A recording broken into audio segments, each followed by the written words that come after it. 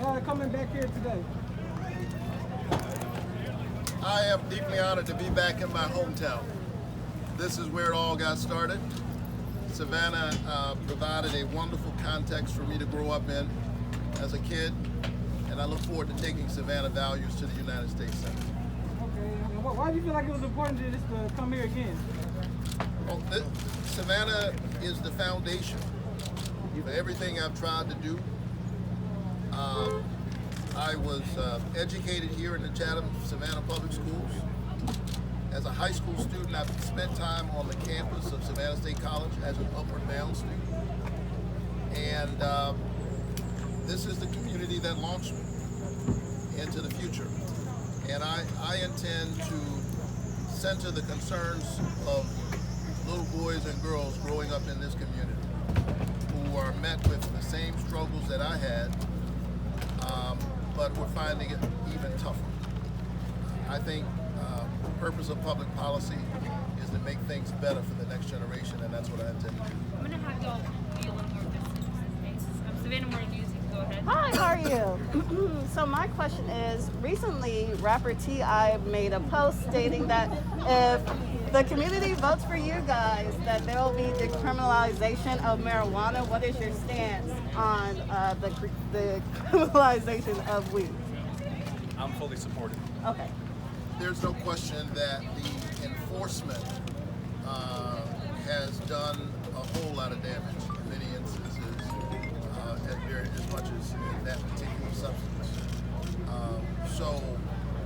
Yes, I support the decriminalization. Great. Do we have Laura from The Current? You can go ahead. Hey there. I just wondered how y'all think the pandemic would be handled differently with a Democratic Senate. I think you need not look any further than what's been happening over the last few months. Kelly Loeffler and David Perdue have had months to do something about COVID relief, and they've done nothing. And now that we're close to an election, they're threatening to do something. But what we heard out of Mitch McConnell's mouth apparently the other day was that the concern was we might need to do something because we're worried about what might happen to Kelly and David.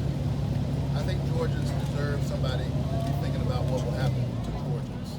Yeah, it has been 8 months since the United States Senate passed any meaningful relief for working people and small businesses. 8 months. Small businesses have been operating at 20 or 30% capacity. Millions of people have lost jobs or homes. Businesses on the brink. Where has the United States Senate been? Not only have both of our U.S. senators been enriching themselves in office, at the same time they've been blocking relief for the very people who pay their salaries and whom they're supposed to fight for in the U.S. Senate. Our U.S. senators should be giving speeches on the floor of the Senate right now and every day for the last 8 months demanding more help for the people of this state. And I look forward to working with Reverend Warnock in the United States Senate to deliver the economic relief that the people of Georgia need and deserve. WTOC, you can go ahead. So you guys sent a pretty clear message, obviously, to voters. What is your message? What is that message as people head to the polls, whether for early voting or the day of? It is nearly impossible to overstate the stakes of this election. Healthcare is on the ballot. And in Georgia, when you look at the health outcomes, hospitals that are closing, 500,000 Georgians who are in the Medicaid gap, 1.8 million Georgians who have pre-existing conditions who could lose their coverage. We need Georgians to vote like their lives depend on it because they actually do. The good news is that in America we have elections. And the people of Georgia get a chance to decide who will represent them in the United States Senate. We did an amazing thing on November 3rd. Much of the country did not think it would happen. They didn't see Georgia coming. But our message to Georgians is that the job is not finished. You've got to come back out in this moment so that Joe Biden and Kamala Harris can do the work that they need to do. If they two senators from Georgia. Mitch McConnell will do to them what he did to Barack Obama. He exercises power primarily through obstruction.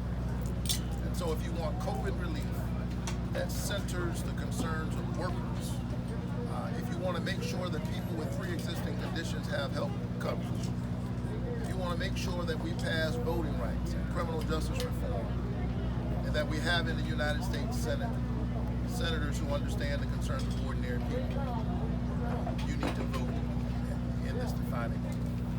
And just one more. All eyes are. Oh, sorry. Go ahead. I'll take the next question. Go ahead. Yeah. Well, so all eyes obviously are on Georgia. So if elected, what will that mean for the people? Well, we are here to urge the people of Savannah to participate, to vote. The polls are open right now. The message couldn't be clearer or more simple. Make a plan to vote. Don't wait to January 5th. We can achieve so much. We can reopen rural hospitals. We can make healthcare affordable and accessible for every family. We can invest in infrastructure and jobs. We can advance criminal justice reform to secure equal justice. But only if everybody participates in this historic moment and makes their voices heard. And we will then send a message that rings out about what Georgia stands for. Caroline? All right, this is a question for both of you. I know you, Reverend Warnock, are running against Senator Loeffler, but if you both want to answer, that'd be great. Loeffler and her campaign put out an open letter this morning to the Jewish community after a number of rabbis yesterday condemned what they say are your past history, your history of anti-Israel comments. I'm just wondering what you have to say about that and what's your message to the Jewish community? I am, as I've always been, a strong ally of Israel and someone who has worked closely with the Jewish community and who understands the importance of the Black Jewish coalition historically and currently in the fight for justice. And the relationships that I have all across this state attest to that commitment. All the work that I've done has been based on multi-faith coalitions, and that's the work that I will continue to do. I think it's unfortunate that Kelly Loeffler is trying to turn Israel into a wedge issue. Israel needs bipartisan support, and it should not be caught up in this kind of partisan game that she's playing. I'm grateful for the relationships that I have across the Jewish community, and I'm grateful to be running alongside Jon Ossoff. This ticket is a testament to that continuity that we have seen over the decades. I do think that it is interesting that Kelly Loeffler keeps accidentally taking selfies with former leaders of the KKK, that she has accepted the support of QAnon conspiracy theorists, and that she sat down with for an interview with a known white supremacist. I don't know why she keeps doing this. My mom used to tell me that birds of a feather flock together. I think she should ask herself why people like leaders of the Ku Klux Klan, for whatever reason, are drawn to her message and her campaign. I intend to continue to try to pull people together to focus on the work of COVID-19 relief and healthcare. That's what we need. Reverend Warnock and I stand for interfaith dialogue, love, and cooperation on behalf of people.